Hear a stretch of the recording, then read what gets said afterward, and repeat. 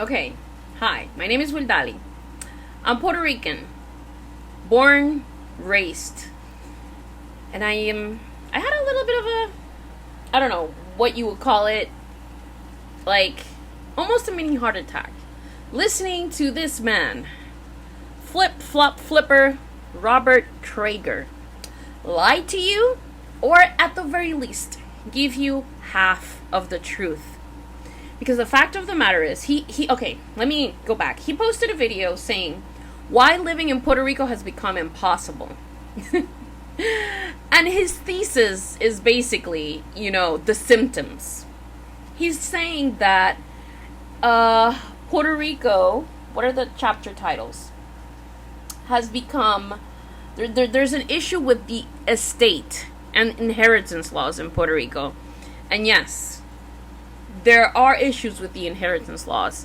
And there is a couple of things that he says at the beginning that are entirely true.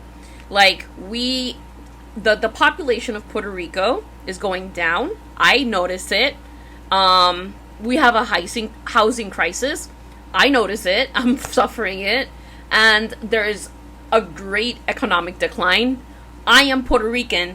I am suffering it. I'm sorry. I'll try to keep it PG. So yes, young people are leaving because there's no opportunities. But the real question is, is it really the estate laws or the inheritance laws causing all of this? No, of course not. But these rich investors have so much, have a huge audience here on YouTube. And everybody is listening to them, and everybody is listening to these lies that this man is telling you.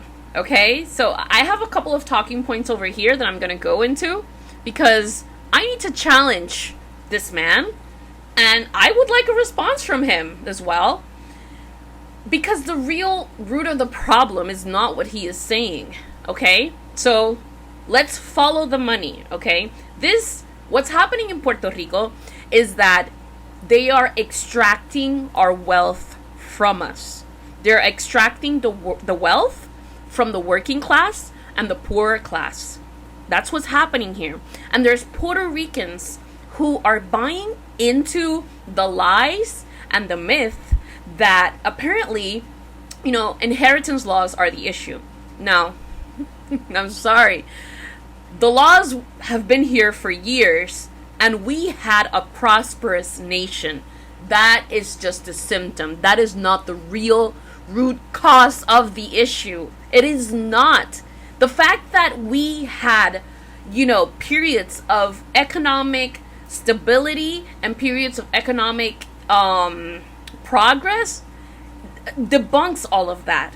So what's the real issue at play here? First, the decline of our economy is because of the Promesa law and the Junta de Control Fiscal, the fiscal control or fiscal oversight board, whatever you want to call it.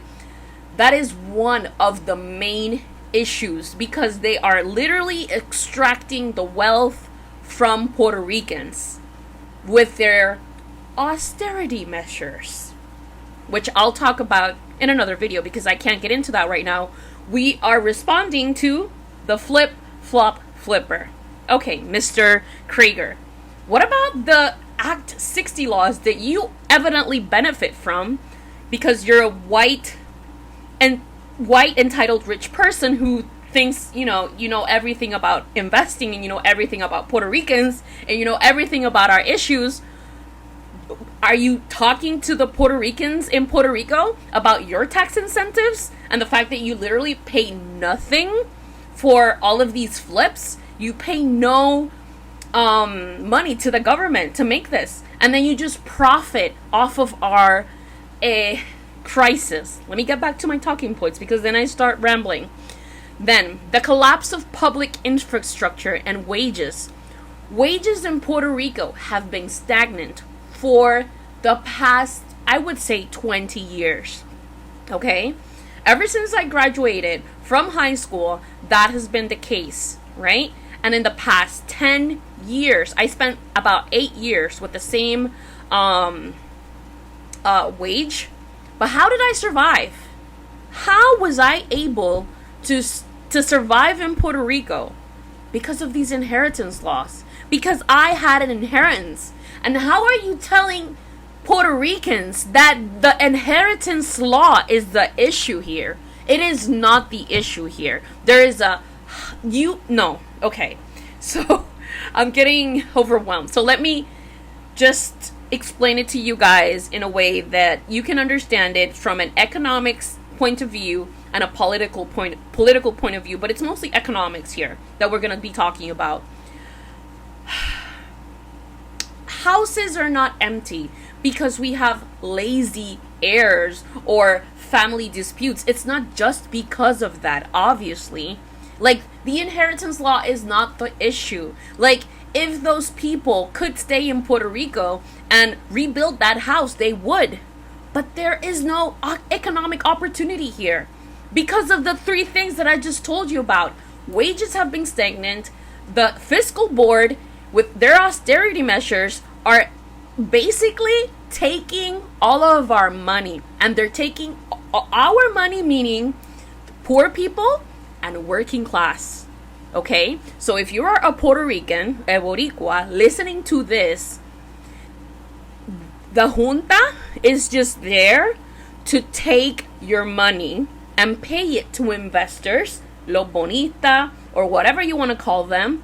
And they're taking away our money from health, from education, from wherever they can in order to get paid on debts that were illegally issued. But again, that's another issue. Now, what happens when you... Okay, let's talk about inheritance laws, because it's like you keep blaming like the sick patient, right, for not healing fast enough, but you're poisoning the patient. But yet you're saying, oh, but the patient keeps on, regressing and going back. Yes, that's Puerto Rico, because you're basically poisoning us. Why are inheritance laws not the main villain or the issue here? They're being used as a scapegoat. That's the reality. That is not the issue here. Okay? Yes, inheritance laws can complicate the title situation, but why are you trying to take this land away from this family? Yeah, you did the right thing. You walked away. That's what you should have done. And that's why every investor in Puerto Rico who, I have a couple of points that I want to make at the end of the video, but every investor in Puerto Rico who is not willing to do the things that I'm going to outline at the end of this video, you should walk away from these houses and let the locals, use it. And I'm going to tell you, if you want to actually invest in these houses, I'm going to tell you how you can sell them to the locals and how you can help our actual community. Mr. What was your name? Robert Crager. If you want to flip our houses, sure. You want to sell and make a quick buck out of us, sure, do it, but do it right. Now, these laws are meant to prevent land monopolies. Yeah, sure, they were created but the government throughout the years has given land to poor people, okay? And whenever you try to buy houses that have been abandoned, you are trying to take the land from poor people. That's basically what you're doing, and that's an argument that you're conveniently ignoring. Now, you're also forcing families, to hash out, old issues. Like, why are you forcing families? Walk away from family issues. Let the families deal with it. If the families cannot afford to sell because someone in the family feels that they need money from a house, it's because they need money. And that's the only thing that they have right now. That's why they hold on to the deed or the house or their part of the inheritance, because they don't have money. And the little money that they have, you want to take it away from them. So the real issue is that the legal system is not helping these low-income families, these poorer. And I'm not talking, I'm talking about myself as well, because I am involved in this situation, okay? I am speaking from experience, but also from what I've seen and also from what you're saying, Mr. Crager. The legal system isn't helping families navigate this process, but you as a flipper can do it because you have the money to do it. Now, the solution isn't to make it easier for people like you to grab land. The solution is to find a way to give this land back to the locals, to the communities, and give legal aid to these families so that they can, own their homes and fix them and have their kids live in them. And so that those kids can have more kids and our population can grow. How is this not logical to you guys? Come on. All right, let's continue because I have 7 things to say. This is the 4th. Now, I would say that what he's doing is not necessarily like flipping houses. What Mr. Crager is doing is essentially extracting the wealth from Puerto Ricans, from working class Puerto Ricans or boricuas, and poorer Puerto Ricans who happen to own houses, and that's the only thing that they have. That's the only thing that they own, that they actually have a place to stay in, right? And basically, you're just buying them cheap, dirt cheap, because what you want to do is just buy them at the least, ¿cómo se llama? At the cheapest, right? And then you pretty them up, and who do you sell them to?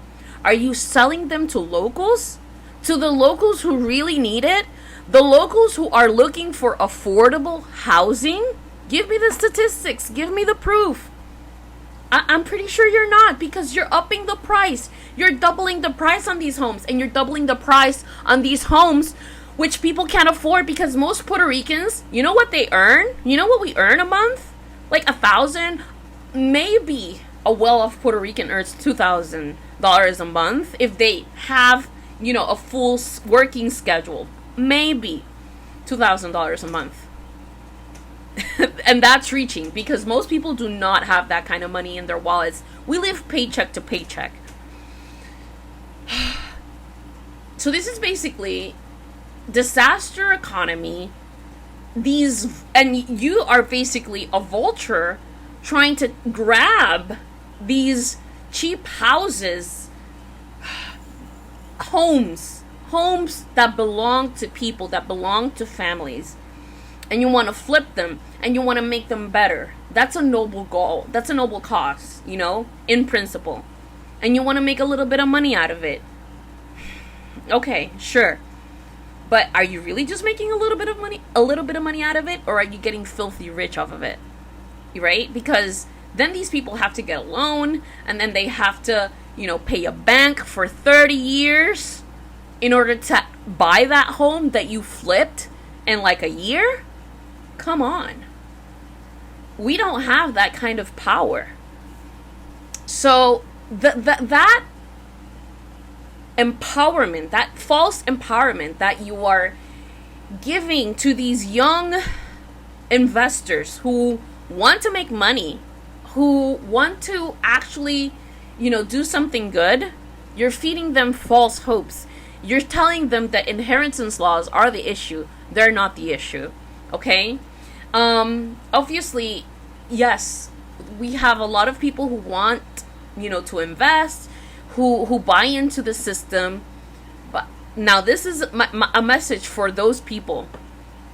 I know this is a hustle for you, right? I know this is your job. But are you really serving your community? Are you really serving the people who need the houses? Not just the people who can afford it, but the people who need the houses. Because flipping houses isn't justice. Flipping houses is just, a business, a franchise where you're speculating and then, putting up the house to the highest bidder. And obviously the highest bidder is not going to be a working class Puerto Rican making $2,000 a month when, the house that you want to flip is going to have a mortgage that's going to cost $1,000 or more per month. Like, you really think that I can afford to spend 50% of my salary in housing? Yeah, I could. But then I would be But then I would be hungry. I wouldn't be able to eat because food here is expensive. I wouldn't be able to leave my house because there's no public transportation here. So what are we talking about? ¿De qué estamos hablando? So I want to offer real solutions. And I've said that, I've mentioned them, but I'm going to repeat them for everyone who wants to actually, like, you know, I want to end on a hopeful note, right? We need to create affordable housing, right? If you are going to flip a house, create it in an affordable way.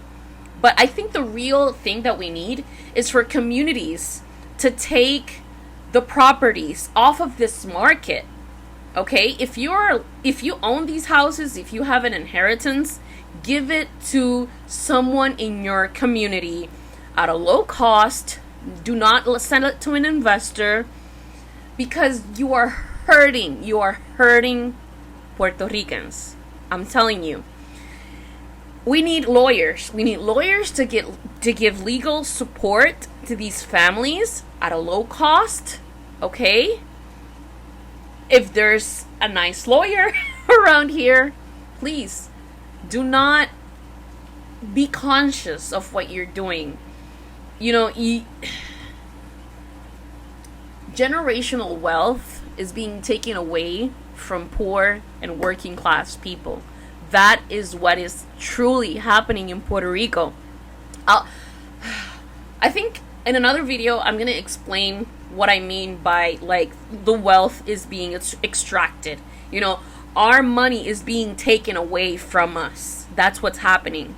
Our land is money, land is wealth, right?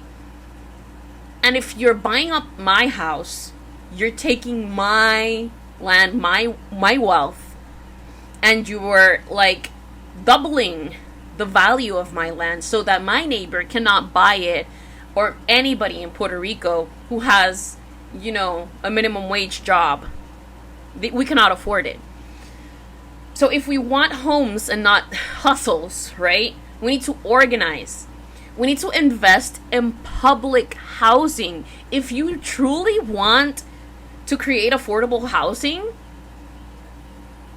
set up your home to be rented under Section 8 or under any federal program that other Puerto Ricans can benefit from. That could be something that could help. Instead of just, you know, bringing foreigners into Puerto Rico and have them buy up just for you to make a quick buck. And other things that I can think of that I wrote here are rent-to-own or co-op housing models. Those are good. You know, let's make real estate for the people. Let's make real estate something that we as Puerto Ricans, as boricuas, can live in a dignified way. Because there's a real crisis in Puerto Rico, okay? But we need to educate ourselves, and we need to, you know, try to not buy into, like, this wealth machine of making money just for the sake of making money, okay? So that's my message to young investors, to Mr. Crager, and to anybody out there. Puerto Rico isn't dying, as he says, or, you know, has become impossible. You are making it impossible, Mr. Crager. You are contributing, unfortunately, to the problem. And you're bleeding us dry. And the only way to stop, you know, the issues that are happening in my island, in our island, is to stop this flipping. Because what you're doing is just, you're putting houses up on the market for Airbnbs. I know people. I know a lady, an old lady, who is living in a very, very difficult situation right now because her landlady wants to flip her home into an Airbnb. And she has found no housing near my community. She has a working salary. She cannot pay more than $500 or $600 a month for a house. That's what we can afford here in Puerto Rico. We cannot afford $800 houses, $1,000 houses. Maybe if you're like over $30,000 a year, it's a stretch though, because the cost of living in Puerto Rico is really high. Now, we need to build solidarity, mutual aid, and the community in Puerto Rico needs to come together, right? If we want to stay in Puerto Rico, no nos vamos de aquí, right? If you're part of that, if you have that desire in you, do not buy into this, into these discourses, into these lies, into these half-truths, because into these myths. They're not true. They're lying to you because they just want to make a quick buck out of you, okay? They're saying that they're helping you, but they're not. And we have to fight for a future where housing is a right. It is not a commodity, and it is not flipper Crager, investment opportunity. Jesus. Thank you for listening. Please share this video. Rob my ideas, plagiarize my ideas. I don't care what you do. Just spread the word.